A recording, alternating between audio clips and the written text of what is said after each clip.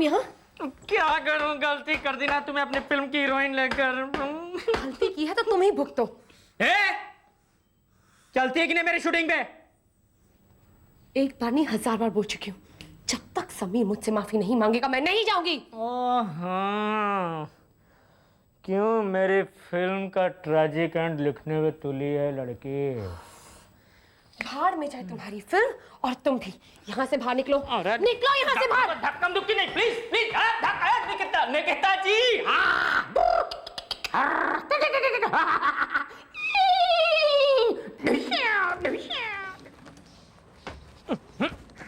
अबे अंदर का धक्का कम था जो तुम धक्का मार रहे हो। बेटा राजा, इस समीर और निकिता के लफड़े में तेरा काम तमाम हो जाएगा। देखता हूँ समीर क्या करता है।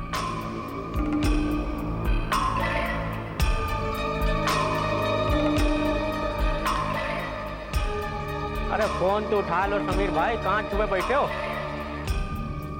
पता नहीं फोन काहे रखते हैं लोग अपने पास।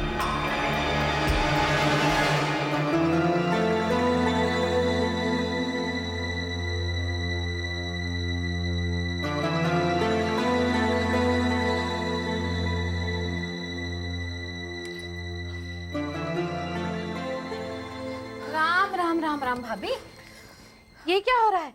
आज क्या सब्जियों की बजाय अपनी उंगलियां काट के हमें खिलाओगी? क्या बात है भाभी, कुछ परेशान लग रही हो? हाँ दीदी, परेशान तो मैं हूँ। परेशान हो? लो कर लो बात, मेरे होते हुए कैसी परेशानी? अच्छा बताओ तो क्या परेशानी है, मुझसे बांटो। मैं आपके भैया को लेकर बहुत परेशान हूँ दीदी। आजकल वो अचानक बहुत खोए खोए से रहते हैं। इतने सालों में मैंने उनको इस तरह कभी नहीं देखा है। जिंदगी में हमने इतने उतार चढ़ाव देखे हैं दीदी, और आपके भैया ने हर मुसीबत का सामना बड़ी हिम्मत और मजबूती से किया है। लेकिन आजकल पता नहीं, मुझे ऐसा लग रहा है कि वो मुझसे कुछ छुपा रहे हैं। अंदर ही अंदर कोई बात खाए जा रही है। मेरा शक सही निकला। कैसा शक? राम राम, कुछ भी नहीं भाभी। कई बार क्या होता है, जब पुरानी यादें आदमी को घेर लेती है ना, तो आदमी उनमें थोड़ा खो सा जाता है। पुरानी यादें? कौन सी पुरानी यादों की बात कर रही हैं? सावित्री की। कौन सावित्री? लो कर लो बात। भैया ने तुम्हें सावित्री के बारे में कभी भी कुछ बताया ही नहीं। नहीं तो। राम राम राम राम, पता नहीं मेरे मुंह से ही ये बातें क्यों निकल जाती हैं। हाँ दीदी, प्लीज मुझे बताइए, कौन सावित्री? कुछ भी नहीं भाभी, मैं तो तुमसे यूं ही मजाक कर रही। नहीं दीदी नहीं, आप मजाक नहीं कर रही थी। आपको मेरी कसम, आप मुझे बताइए, ये सावित्री कौन थी और आपके भैया की जिंदगी में उनकी क्या जगह थी? राम राम, जगह तो बहुत अहम थी भाभी। हाँ, क्या जमाना था भैया का भी। ओफो, राम राम, सावित्री तो उनके दिल और दिमाग पर हमेशा छाई रहती थी। हाँ, आपके भैया सावित्री को बहुत चाहते थे। लो कर लो बात भाभी, बात तो कुछ ऐसी ही थी।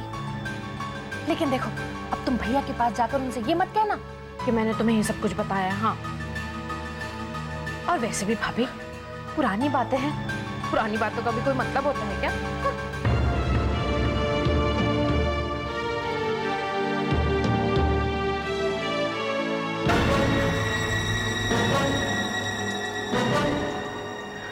मतलब तो है।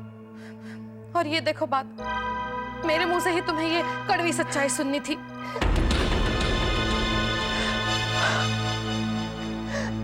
आज आपके मुंह से मैंने कम से कम सच्चाई सुनती रही दीदी, वरना इतने साल आपके भैया ने मुझे कभी कुछ बताया ही नहीं। राम राम भाभी, लो कर लो बात। मैं समझ सकती हूँ भाभी, अच्छी तरह से समझ सकती हूँ। ये जो तुम्हारी आवाज में दर्द है ना, ये सीधा तुम्हारे दिल से निकल रहा है। भाभी लो कर लो बात।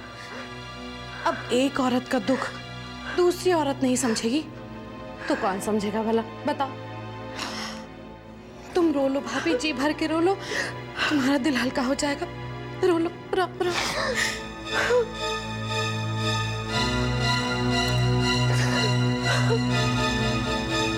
आशाली, तुम एक काम करो, तुम सीधे क्लिनिक पर आ जाओ, फिर साथ चलेंगे कॉफी पीने। हाँ हाँ, मैं तुम्हारा इंतजार कर रहा हूँ। Okay okay, bye. वो आ रही। करण, तुम उसे क्लिनिक में तो बुला रहे हो, लेकिन मुझे ये समझ में नहीं आ रहा कि तुम उसे टेस्ट करवाने के लिए कैसे कन्विंस करोगे। अगर वो नहीं मानी तो? पता नहीं, एक बार आ जाए तो बस कन्विंस करने की कोशिश ही कर सकता हूँ। देख लो करण, वैसे भी ये बहुत ही सेंसिटिव इशू है, और अगर उसके दिल को ठेस पहुंच जाए तो? औरतों का दिल तो ऐसे मामलों में कितना भावुक होता है। हाँ ज्योति, जानता हूँ कि हर औरत के अंदर एक माँ का दिल होता है। वह औरत माँ बनना चाहती है। मैं तो सिर्फ इतना कर सकता हूँ कि उसे कहूंगा कि तुम भी माँ बन सकती हो। देखो, एक बार आ जाए, फिर देखते हैं क्या होता है।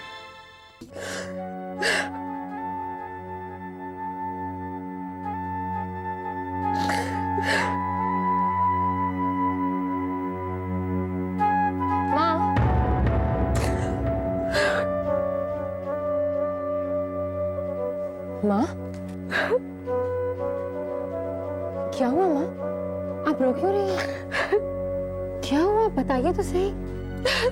निकिता, तुम्हारे पापा की जिंदगी में एक और औरत है।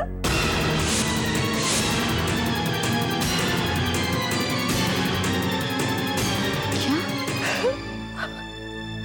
और उसका नाम सावित्री है। तुम्हारे पापा ने मुझे उसके बारे में कभी कुछ नहीं बताया। इतने साल मुझे धोखा देते रहे। माँ, जरूरी आपकी कोई गलतफहमी हुई है। पापा ऐसा कभी नहीं कर सकते।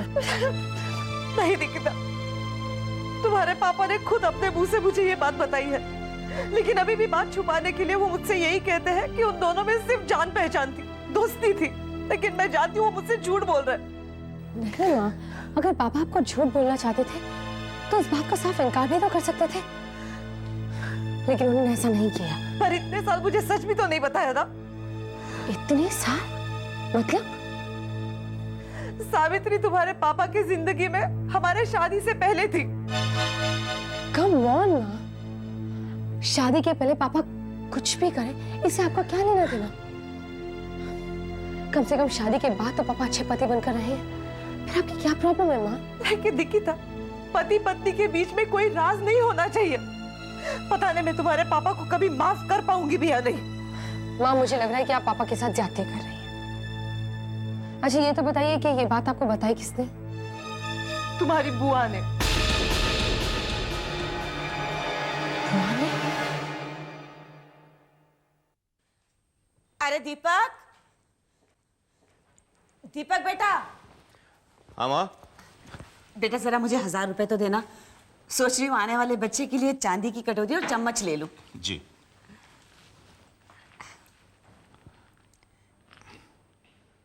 क्या हुआ?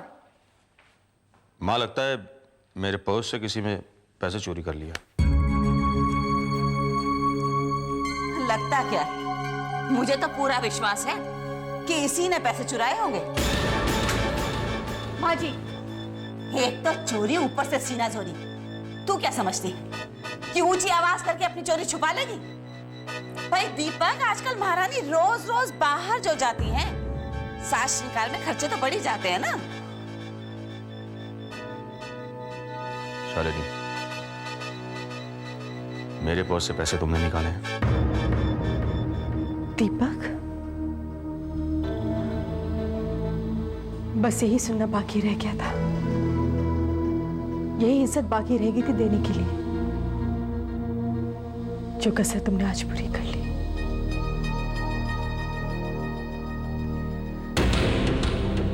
सबसे बड़ी चोर तो आप हैं माँ जी। आपने मुझसे मेरा घर, मेरी खुशियां, मेरा पति सब चोरी कर लिया। चोर तो आप हैं।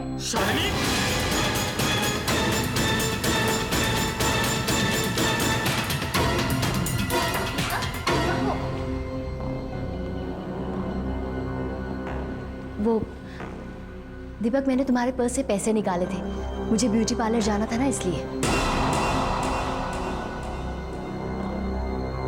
अगर पर्स से पैसे निकाले तो बता तो सकती थी।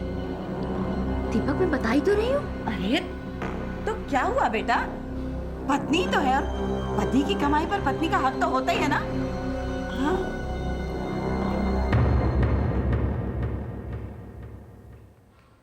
तुम्हारी इज्जत का थोड़ा बहुत भ्रम अब भी है मेरे मन में, मगर वो भी टूटता हुआ नजर आ रहा है। एक बात याद रखना, जिस दिन तुम मेरी नजरों में पूरी तरह से गिर जाओगे, वो दिन तुम लोगों के लिए बहुत बुरा होगा। अरे क्या अच्छा नहीं होगा, जब देखो जब धमकियां देती रहती है। कर क्या लेगी तू?